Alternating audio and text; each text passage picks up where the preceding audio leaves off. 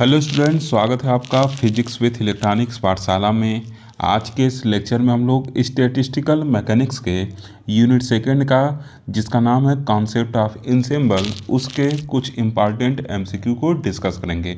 Okay, इससे पहले मैं कॉन्सेप्ट ऑफ इंसेम्बल के ऊपर कुछ एमसीक्यू प्रोवाइड किया था, उसको मैं पार्ट फर्स्ट करके बनाया था लेक्चर, और आज फिर कॉन्सेप्ट ऑफ इंसेम्बल के ऊपर मैं एमसीक्यू प्रोवाइड कर रहा हूँ। इस वजह से इसको पार्ट सेकेंड करके लिखा हूँ। ओके, अब देखिए जो सबसे पहला क्वेश्चन है हम लोग का, सबसे पहला क्वेश्चन क्या कर रहा है कि N ensemble is collection of, कह रहा कि इंसेम्बल किसका कलेक्शन होता है।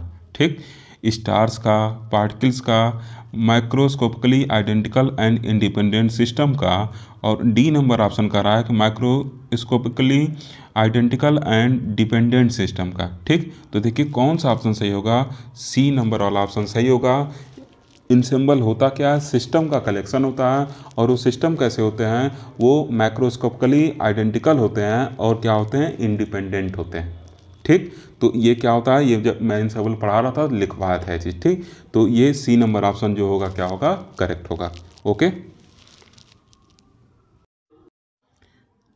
अब देखिए सेकेंड नंबर क्वेश्चन क्या कर रहा है। सेकेंड नंबर क्वेश्चन कर रहा है कि the probability of occurrence of two independent events is equal to there. ठीक, तो ये क्या होगा, ये तो आप मैथ में पढ़े हैं। ये क्या होता है, दोनों इवेंट्स के प्रोबेबिलिटी को क्या करते हैं, आपस में गुणा कर देते हैं। ठीक, तो किसके इक्वल होगा, जो प्रोबेबिलिटी होगी उन इवेंट्स के, उनके प्रोडक्ट के क्या होगा, इक्वल होगा। ठीक, ये सब तो आप मैथ में पढ़े हुए हैं। ओके, तो सी नंबर ऑप्शन क्या होगा, करेक्ट होगा। क्लियर। अब देखिए थर्ड नंबर क्वेश्चन कर रहा है कि the minimum volume of phase cell in phase space is, कह रहा है कि फेज स्पेस में जो फेज सेल का मिनिमम वॉल्यूम होता है वो कितना होता है। ठीक, ये पूछ रहा है। तो देखिए ये भी आपको कराया गया था, वो किसके बराबर होगा, एच क्यूब के बराबर होगा, या किसी किसी बुक में एच कट क्यूब लिखा हुआ है। ठीक, तो उससे कोई घबराने वाली बात नहीं है, जो वैल्यू है वो लगभग सेम ही आता है। ओके, तो सी नंबर ऑप्शन क्या करेंगे हम लोग, करेक्ट मारेंगे। ओके, अब देखिए फोर्थ नंबर क्वेश्चन करा कि the thermodynamic probability of a system in equilibrium is, करा कि सिस्टम की जो थर्मोडायनेमिक प्रोबेबिलिटी होती है जब सिस्टम इक्विलिब्रियम में होता है तो क्या होती है, ये आपको बताया गया है, मैक्सिमम होती है। ठीक, पूरा तीसरा चैप्टर हम लोग इसी पे पढ़े ही हैं, यही कंडीशन लगा के, फर्मी डिराक स्टैटिक्स हो, चाहे बोस आइंस्टीन स्टैटिक्स हो, चाहे हम लोग का ये फर्मी डिराक स्टैटिक्स हो। ठीक, हम लोग सब में पोस्टुलेट लिखे थे कि जो प्रोबेबिलिटी होगी वो क्या होगी, इक्विलिब्रियम में मैक्सिमम होगी। ओके, अब देखिए 5 नंबर क्वेश्चन कर रहा है कि फाइंड द करेक्ट रिलेशन, तो करेक्ट रिलेशन इसमें से क्या होगा, ये भी आपको लिखवाया गया है, ए नंबर ऑप्शन जो होगा करेक्ट होगा। ओके, सब ऑप्शन नहीं पढ़ रहा हूँ मैं, थोड़ा टाइम ही बचेगा इससे आपका, तो ए नंबर ऑप्शन क्या होगा आपका, करेक्ट होगा। ठीक, d gamma equal to d b into data, मतलब जो डी गामा का वैल्यू होता है वो किसके बराबर होता है, आपको बताया गया था, d x d y d z, और फिर क्या था, d p x d p y और डी पी जेड इसके बराबर था। तो इसको डी भी से लिख देते हैं, इसको डी टाउ से लिख देते हैं, और जो दोनों का सम है वो क्या होता है, डी गामा के, दोनों का जो मल्टीप्लिकेशन है वो क्या होता है, डी गामा के बराबर होता है। ओके, तो ए नंबर ऑप्शन क्या होगा, सही होगा। ठीक, आसान है ना क्वेश्चन। अब देखिए 6 नंबर क्वेश्चन का रहा है। 6 नंबर क्वेश्चन थोड़ा बड़ा है, ठीक, लेकिन अच्छा क्वेश्चन है। अगर आप कन्फ्यूज हो जाएंगे तो गलत कर सकते हैं क्वेश्चन। देखिए 6 नंबर क्वेश्चन का रहा है कि thermodynamic variable of a system can be volume B, pressure P, temperature T, number of particle capital N, internal energy capital E, and chemical potential mu ETC। Okay, for a system to be specified by micro canonical, जिसको bracket में MC करके दे दिया है, फिर canonical ensemble जिसको CE करके दिया है, एंड ग्रैंड कैनोनिकल इंसेम्बल जिसको यहाँ GC करके लिखा है। ठीक, the parameter required for the respective example are, select one. ठीक, देखिए सिंपली ये कहा है कि सिस्टम का जो वॉल्यूम V है, प्रेशर क्या है P है, टेम्परेचर क्या है T है, नंबर ऑफ पार्टिकल क्या है N है, एनर्जी E है और जो केमिकल पोटेंशियल है म्यू है। तो ये जो सेट है इसमें से कौन सा सेट क्या होगा, करेक्ट रिलेशन होगा, जो चारों ऑप्शन में दिया गया है इसमें से कौन सा सेट क्या होगा, करेक्ट रिलेशन होगा, ये चीज़ पूछा है। ठीक, तो अगर आप मैं इन सिंबल वाला जो टॉपिक पढ़ाया था उसको पढ़े होंगे तो आपको पता होगा कि जब माइक्रो कैनोनिकल इन सिंबल होगा तो उस केस में क्या होता है, EVN होता है। ठीक, कैनोनिकल इन सिंबल में NVT लिखा जाता है, ये वैल्यू कांस्टेंट रहता है। और इसमें क्या होता है, ग्रैंड कैनोनिकल में वॉल्यूम, टेम्परेचर और केमिकल पोटेंशियल लिखा जाता है। ऐसे बॉक्स बना हम लोग लिखते थे ना, याद होगा आपको। ठीक, तो जो डी नंबर ऑप्शन है ये क्या है, सही है। ठीक, इसमें जो सेट है डी नंबर ऑप्शन में वो क्या है, करेक्ट है। ओके, ये चीज़ आपको इन सिंबल में फिगर बना के बताया गया है। ठीक, अगर आप लेक्चर देखे होंगे तभी आपको ये समझ में आएगा, नहीं देखे होंगे तो फिर उसके लिए अब मैं कुछ नहीं कर सकता। ओके, डी नंबर ऑप्शन 6 का क्या होगा, करेक्ट होगा। क्लियर। MC मतलब माइक्रो कैनोनिकल इन सिंबल के बारे में कर रहा है, C मतलब कैनोनिकल इन सिंबल और GC मतलब ग्रैंड कैनोनिकल इन सिंबल। ठीक, तो किसके केस में क्या कांस्टेंट है उसको मैं लिख दिया हूँ, यहाँ से आप उसको देख सकते हैं। ठीक, ऐसे क्वेश्चन दिया हुआ है बुक में। ओके, अब देखिए 7 नंबर क्वेश्चन कर रहा है कि the statistical prediction are more accurate if the number of particle are. कह रहा कि जो स्टैटिस्टिकल प्रेडिक्शन होगा वो अगर हम उसको एकदम एक्यूरेट मानेंगे अगर नंबर ऑफ पार्टिकल क्या हो। ठीक, तो क्या बताया था, स्टैटिस्टिकल मैकेनिक्स के केस में जो हम सिस्टम लेते हैं उसमें लार्ज नंबर ऑफ पार्टिकल को डील करते हैं। ठीक, लार्ज नंबर ऑफ पार्टिकल को डील करते हैं। तो देखिए ऑप्शन देखा जाए तो ऑप्शन कह रहा है कि स्मॉल, वेरी लार्ज और फिर NOT लिखा मतलब none of these. Okay, N means none, O means of, T means these. ठीक, तो कौन सा ऑप्शन करेक्ट मारेंगे, C वाला। ठीक, स्टैटिस्टिकल मैकेनिक्स में हम लोग क्या करते हैं, जो नंबर ऑफ पार्टिकल है वो काफ़ी लार्ज होता है, मतलब लार्ज नंबर ऑफ पार्टिकल के साथ हम लोग डील करते हैं। ठीक, क्योंकि इसमें अधिकतर हम लोग एवरेज की बात करते हैं। ओके, क्लियर है चीज़। ये जिस दिन मैं इंट्रोडक्शन दिया था स्टैटिस्टिकल मैकेनिक्स का उस दिन पूरा विस्तार से समझाया था।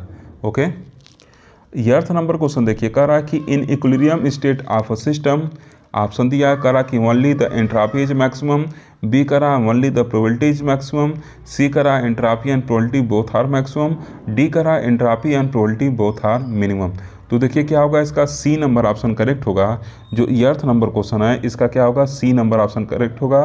क्या, इक्विलिब्रियम में एंट्रोपी भी मैक्सिमम होता है और प्रोबेबिलिटी भी क्या होता है, मैक्सिमम होता है। ठीक, तो C वाला ऑप्शन क्या करेंगे, करेक्ट लगाएंगे। ठीक, A वाला करेक्ट क्यों नहीं है, क्योंकि ओनली दे दिया है तो ओनली एंट्रोपी तो होता नहीं मैक्सिमम। B वाला करेक्ट नहीं है क्योंकि ओनली प्रोबेबिलिटी दिया है तो ओनली प्रोबेबिलिटी होता नहीं, कौन होता है, दोनों होता है, एंट्रोपी भी होता है और क्या होता है आपका, प्रोबेबिलिटी भी क्या होता है, मिनिमम होता है, सॉरी मैक्सिमम होता है। एंट्रोपी और प्रोबेबिलिटी दोनों क्या होता है, मैक्सिमम होता है इक्विलिब्रियम कंडीशन में।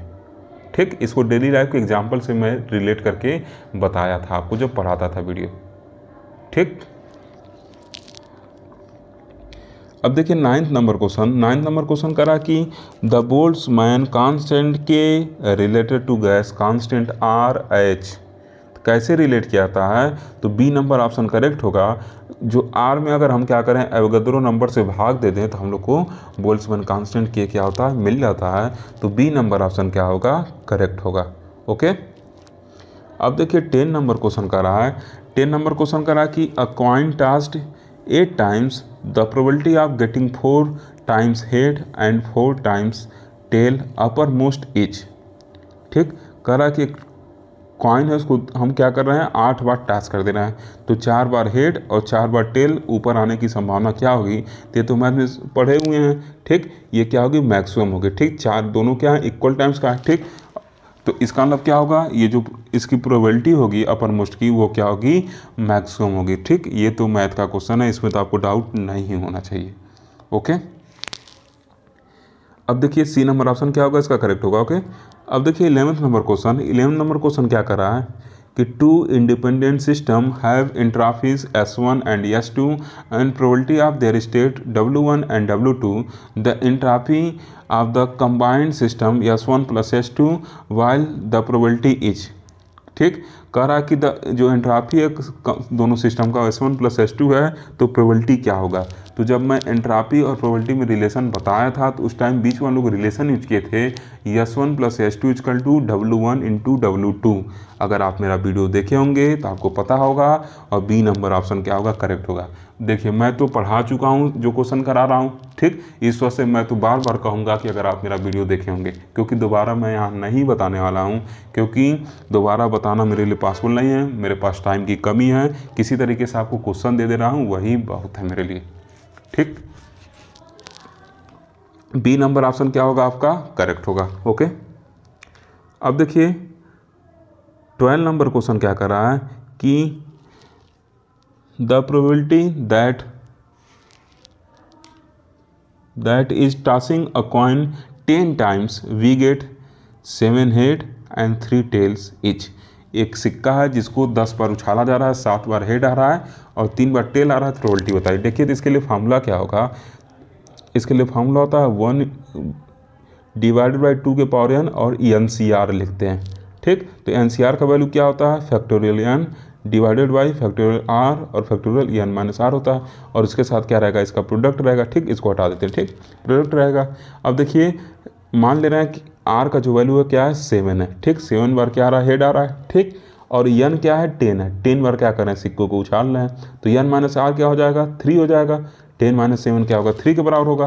तो यहाँ पे क्या लिखेंगे, 2 के पावर 10 हो जाएगा, यहाँ 10 हो जाएगा, यहाँ 7 और यहाँ क्या हो जाएगा, 3 हो जाएगा, ठीक। तो जब आप इसको रख के सॉल्व करेंगे तो इसको सॉल्व करने पर आपका जो सी नंबर ऑप्शन है वो क्या आएगा, करेक्ट आएगा। ओके, सी नंबर ऑप्शन क्या होगा, करेक्ट आएगा। कुछ इसी के आसपास आपको वैल्यू मिलेगा। Okay, clear. तो इसको आप सॉल्व कर ले जाएंगे, तरीका मैं बता दिया हूँ। अब देखिए 13 नंबर क्वेश्चन कह रहा है कि the condition of thermal equilibrium of two sub system is. दो सब सिस्टम क्या है, थर्मल इक्विलिब्रियम में है, तो उसका कंडीशन क्या होगा। तो देखिए थर्मल इक्विलिब्रियम में रहने के लिए दोनों सिस्टम का जो टेम्परेचर रहना चाहिए वो क्या रहना चाहिए, इक्वल रहना चाहिए। तो यहाँ से कौन सा कंडीशन होगा, इक्वलिटी ऑफ टेम्परेचर होगा। ओके, क्या होगा, इक्वलिटी ऑफ टेम्परेचर। ओके, अब देखिए 14 क्वेश्चन कर रहा है, 14 क्वेश्चन कर रहा है कि the condition of mechanical equilibrium is. कह रहा है मैकेनिकल इक्विलिब्रियम का कंडीशन क्या होगा। तो मैकेनिकल इक्विलिब्रियम का कंडीशन क्या होता है कि जो प्रेशर हो वो क्या हो, इक्वल हो सिस्टम्स के। तो बी नंबर ऑप्शन क्या लगाएंगे, करेक्ट लगाएंगे, ठीक। क्या लिखेंगे, इक्वलिटी ऑफ प्रेशर, ठीक। सिस्टम के प्रेशर इक्वल है, this means what, system is in mechanical equilibrium. Okay, now 15 number question क्या कर रहा है, 15 क्वेश्चन देखिए कर रहा है कि what is the probability that in tossing a coin 10 times we get all head. ठीक, कह रहा है कि एक सिक्के को 10 बार उछाला जा रहा है और 10 बार क्या हो रहा है, हेड ही आ रहा है। ठीक, तो इसकी प्रोबेबिलिटी क्या होगी। तो देखिए फॉर्मूला बताया ना, क्या होता है 1/2 के पावर n और साथ में क्या लिखते हैं, factorial n divided by factorial r, फिर क्या होता है फैक्टोरियल n माइनस r, उसके साथ मल्टीप्लाई कर देते हैं। n क्या है 10 है, n क्या है 10 है, r क्या है 10 है, क्योंकि 10 बार क्या हो रहा है, हेड आ रहा है। एक सिक्का को 10 बार उछालना है, 10 बार हेड आ रहा है।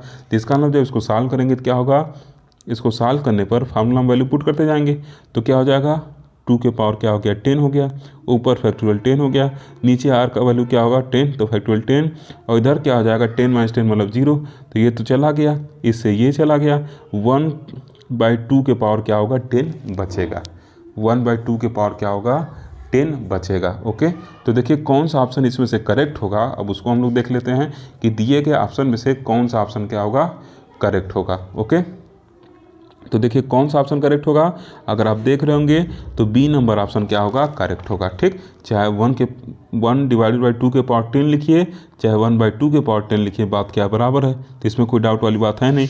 तो बी नंबर ऑप्शन क्या होगा आपका, करेक्ट होगा। ओके, क्लियर, कोई डाउट नहीं, वेरी गुड।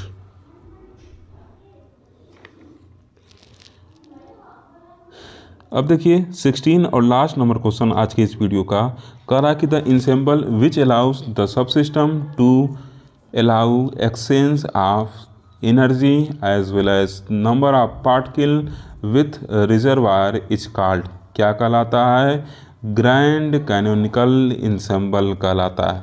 क्या कहलाता है, ग्रैंड कैनोनिकल इंसेम्बल कहलाता है। ठीक, ये चीज़ तो आप पढ़े ही हैं। इसको क्या कहते हैं, ग्रैंड कैनोनिकल इंसेम्बल कहते हैं। ओके, सी नंबर ऑप्शन क्या होगा, करेक्ट होगा। जो नाट लिखा गया, नाट का फुल फॉर्म क्या है, none of these. Okay, clear है चीज़। तो इंसेम्बल का आप अच्छे से पढ़ के जाइएगा। डेफिनेटली आपको एक MCQ जरूर मिलेंगे कि किस केस में एनर्जी कांस्टेंट रहेगा, किस केस में नंबर ऑफ पार्टिकल कांस्टेंट रहेगा, मतलब किस इंसेम्बल के लिए क्या वैल्यू कांस्टेंट रहता है, क्या वेरी कर सकता है। ठीक, तो ये सब अच्छे से आप पढ़ के जाइएगा। ओके, आज के लेक्चर में बस इतना ही। इस तरीके से हम लोग स्टैटिस्टिकल मैकेनिक्स के 2 यूनिट के MCQ को फिनिश कर लिए। आप 2 यूनिट इसमें करना है और क्वांटम और स्पेक्ट्रोस्कोपी के MCQ को करना है। ठीक, क्वांटम मैकेनिक्स में भी यूनिट फर्स्ट के MCQ को हम लोग फिनिश कर लिए हैं। ओके, अगर आपको लेक्चर पसंद आया हो तो ज़रूर लाइक करिए, लेक्चर को ज़्यादा से ज़्यादा, वीडियो को ज़्यादा से ज़्यादा शेयर करिए। Thank you for watching.